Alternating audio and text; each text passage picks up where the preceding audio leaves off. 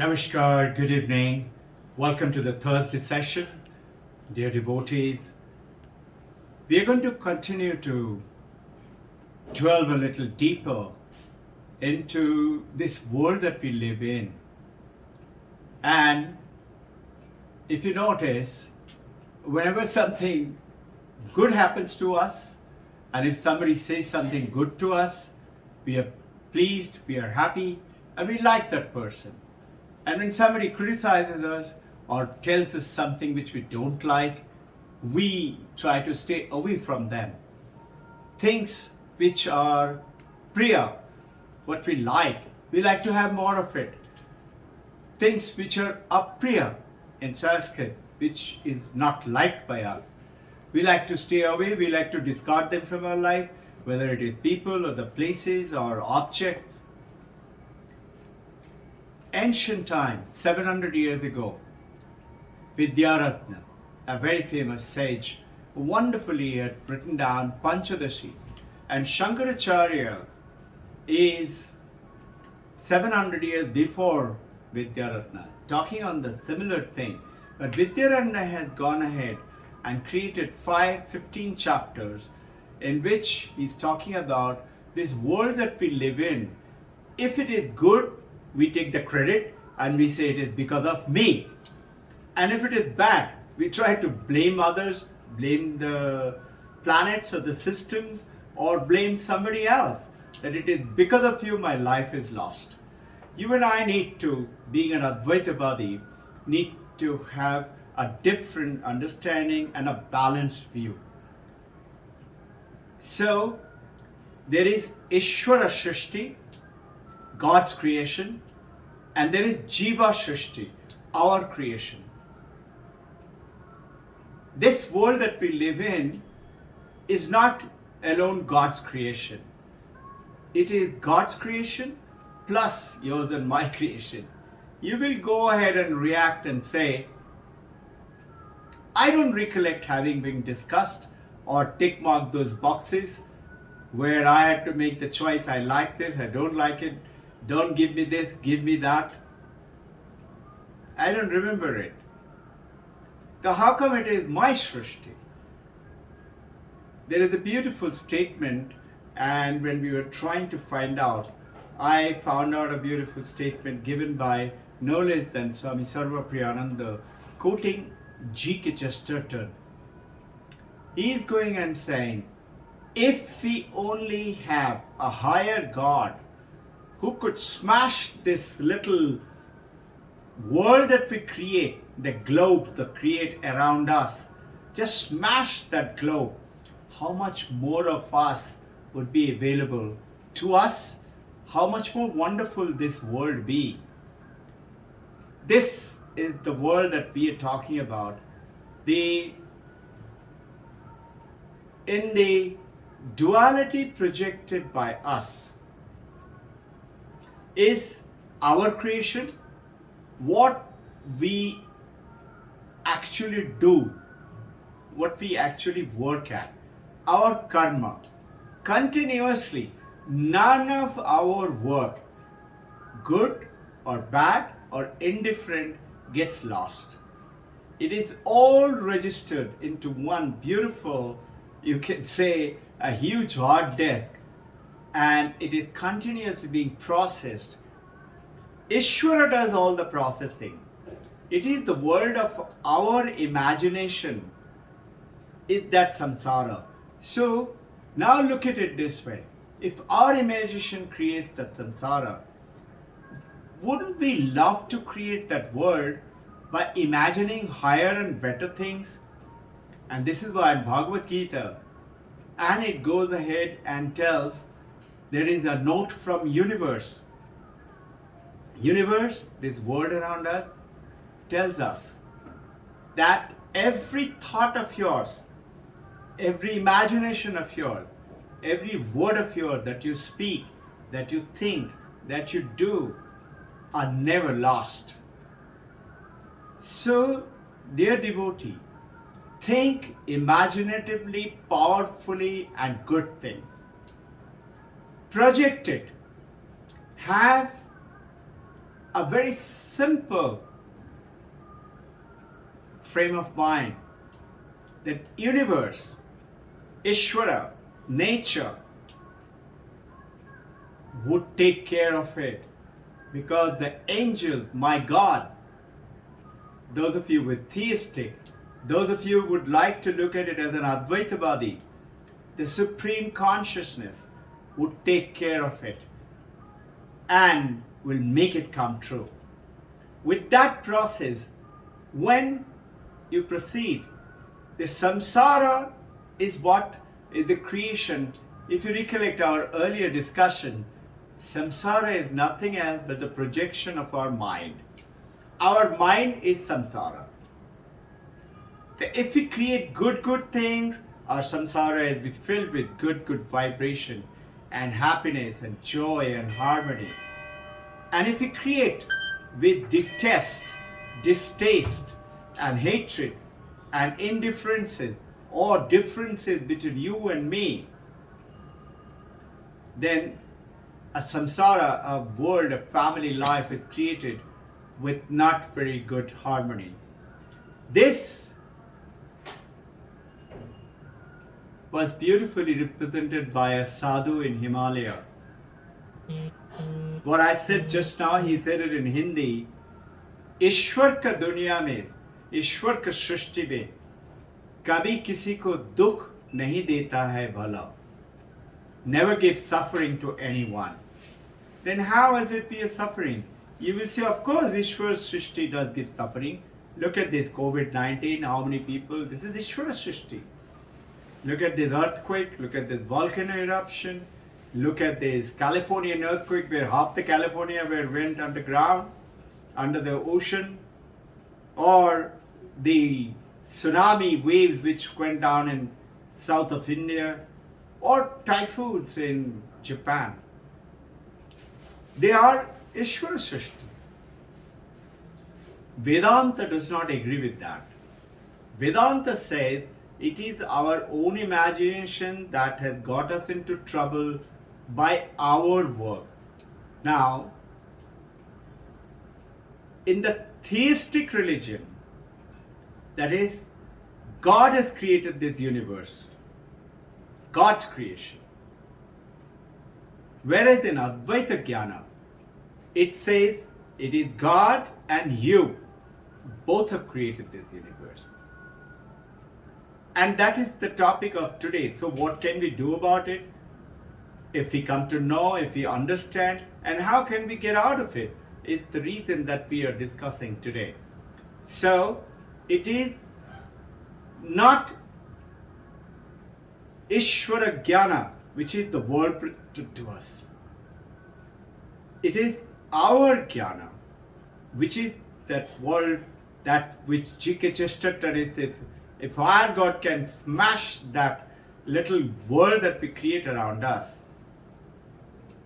how does it set us free if we become an enlightened master? It's not very complicated. Very simple understanding, which we'll get onto it more in detail when the Sundays when we talk about it, is that as per theistic religion, God, Supreme Creator, has created the universe. As per Advaita Vedanta, it is not God alone. It's a joint production between you and the God. Ishvara in Vedanta is non-dual. In Vedanta is non-dual. Brahman, one alone. Ekam Advaitam, only one has created this universe. And as per Advaita, you too are one alone. And you too had that Advaita Jnana. Now, non-dual quality, realities are there within us and there within that Supreme. And in which, in Advaita, you realize that we say, you and God are not separate. Tat Tom Asi. 9 times in Chandogya Upanishad. In the 6th chapter, Uddalaka is telling Shwetaketu, who just come down from the college, those days Vedanta college, He tells him, have you learned that if you learn one thing, you will learn everything? Shwetaketu is surprised. How can it be? If I know knowledge of chemistry, I'll know about chemistry. If I have knowledge of mathematics, I know about mathematics. Knowledge of physics. Those days, similar sciences were there. Uddalaka, his father, becomes the guru. Son says, no sir, but don't send me back to the college, you teach me. And father Uddalaka teaches him, which is that knowledge. And this is the knowledge which we're speaking about, this world that we create. This non-dual reality, Brahman, has a power. One is Swaguna Brahman, one is Nirguna Brahman. Sounds very big, just understand it this way. That Brahman, as per Advaita, understanding our world samsara and getting out of the suffering, we need to understand this. This power, Ishvara, is nothing else Brahman, which is non-dual Brahman, with Maya is called God. Ishvara is God. Ishvara, God, is Brahman with Maya. What does Maya do? Maya has two properties. Maya can project the world and Maya can veil the world. So what happens in this creation, we suddenly found ourselves with this body and a name and a form and a gender, male, female.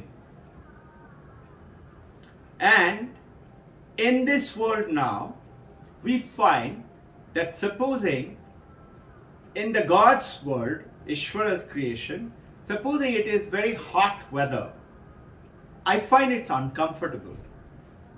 And if it is very cold, I find very cold. So it is Priya or Apriya. I like it, I don't like it.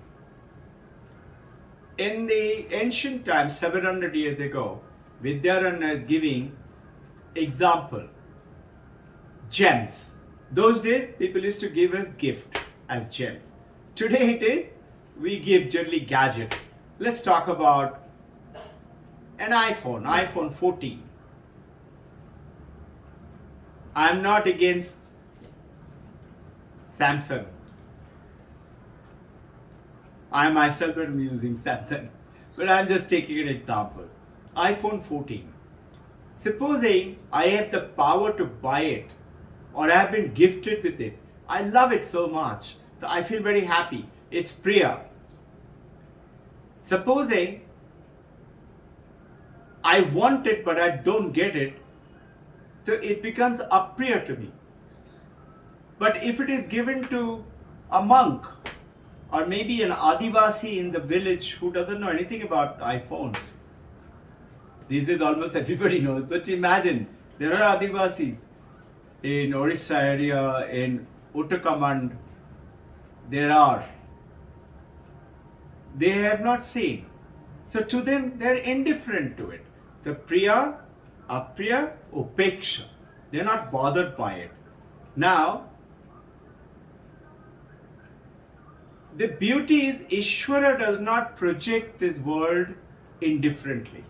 Whatever he does it taking into consideration the big hard work is done by God, creates our samsara, taking into consideration of every thought, every action, every word that we have spoken, every work that we have done.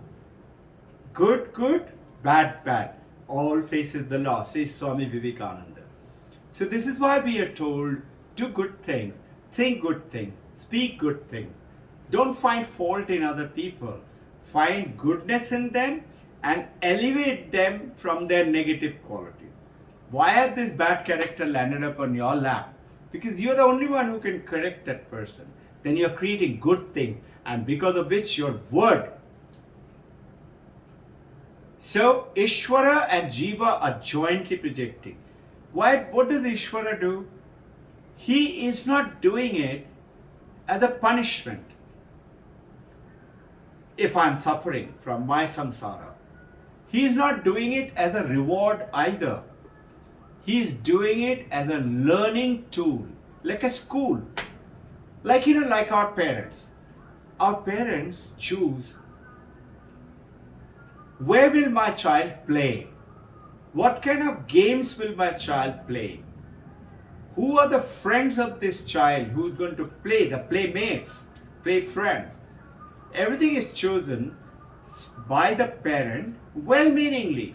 So God, Ishvara, which is Brahman, Maya plus Brahman is Ishvara, creates Brahman with the effect of the Maya.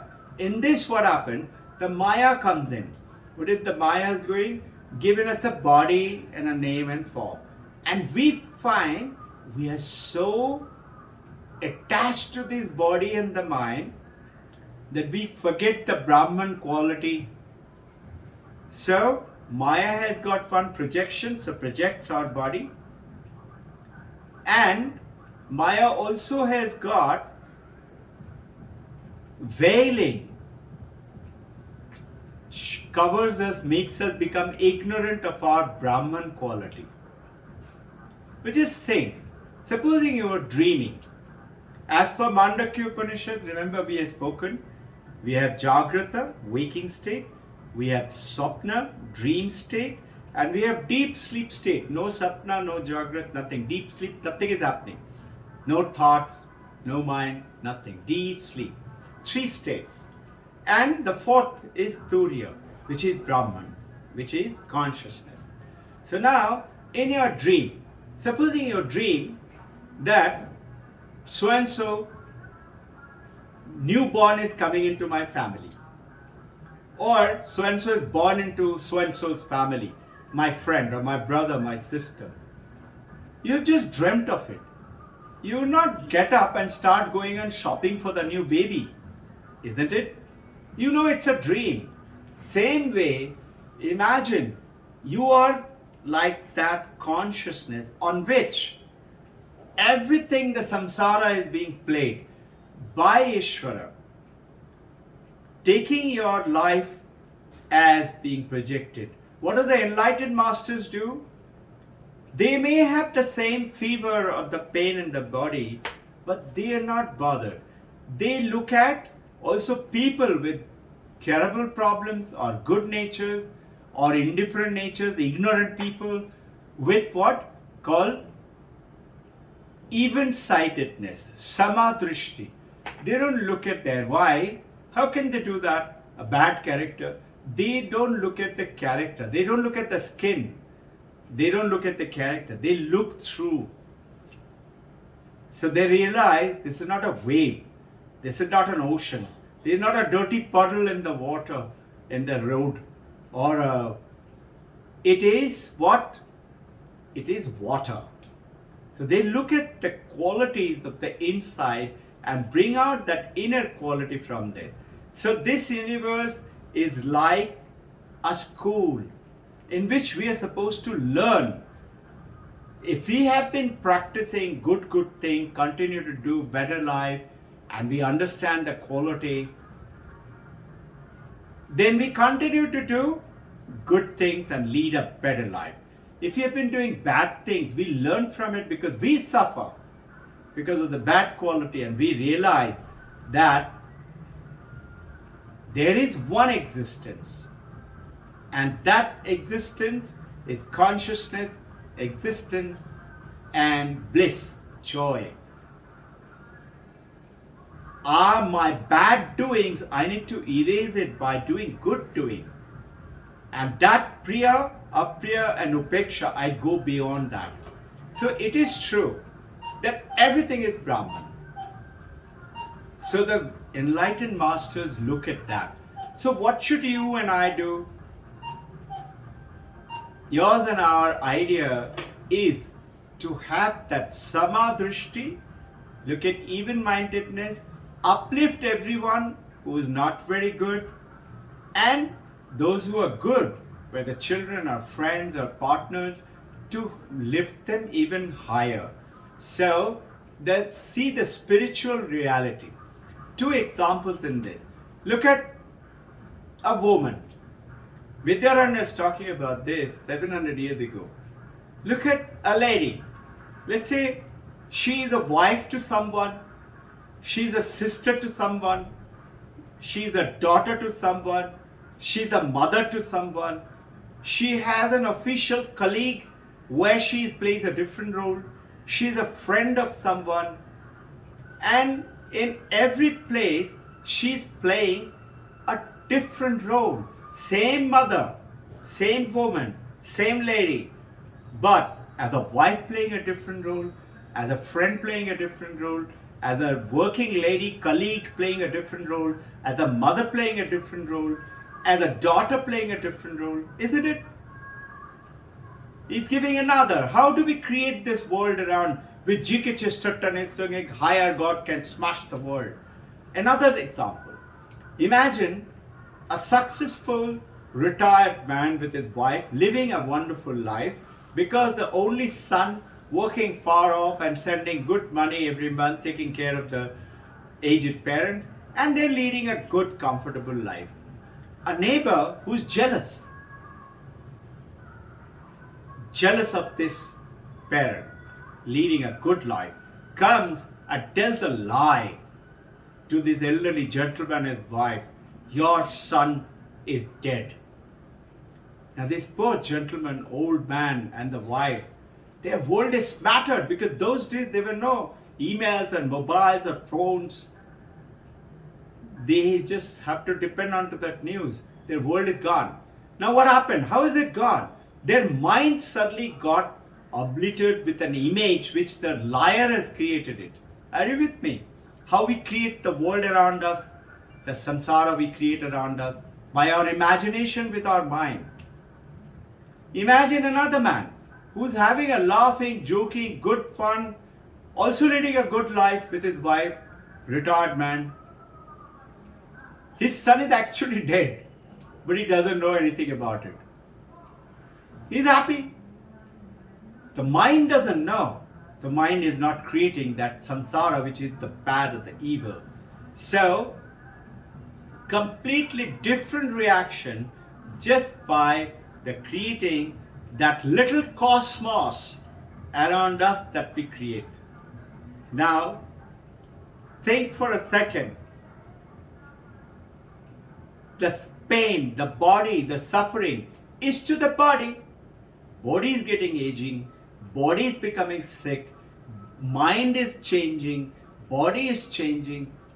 But the Brahman within you, which is you truly are, as an enlightened master, as a Buddha, you get connected to that.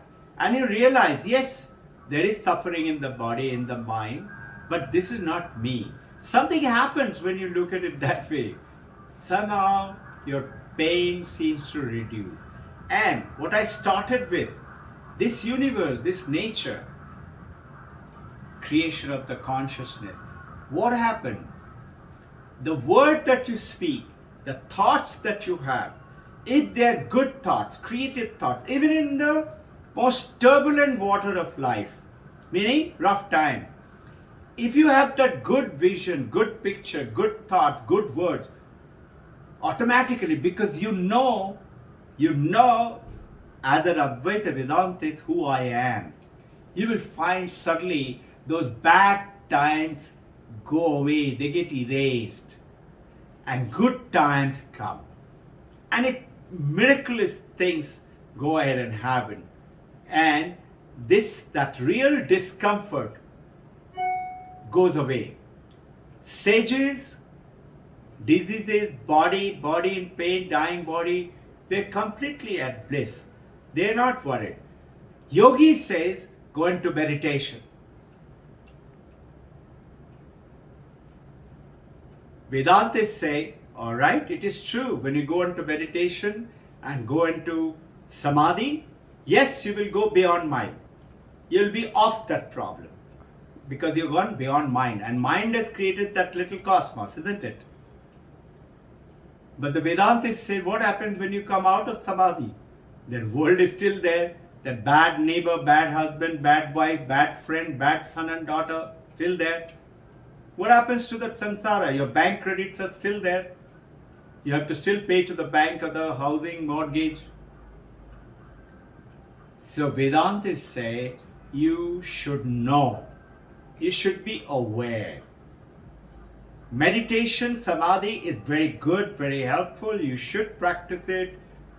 But along with wisdom and knowledge of Jnana Yoga, Raja Yoga, Karma Yoga, do good things, and Bhakti Yoga, have absolute faith in that supreme divinity, which is theistic religion. So what do? We have bhakti. Shankaracharya, great Advaita Vedantis, have bhakti. Paramahansa Ramakrishna, great Advaita Vedantis, have bhakti. Vivekananda has bhakti. Great Advaita Vedantis. Bhakti have on Babaji, Krishna, Divine Mother, our Gurudevas.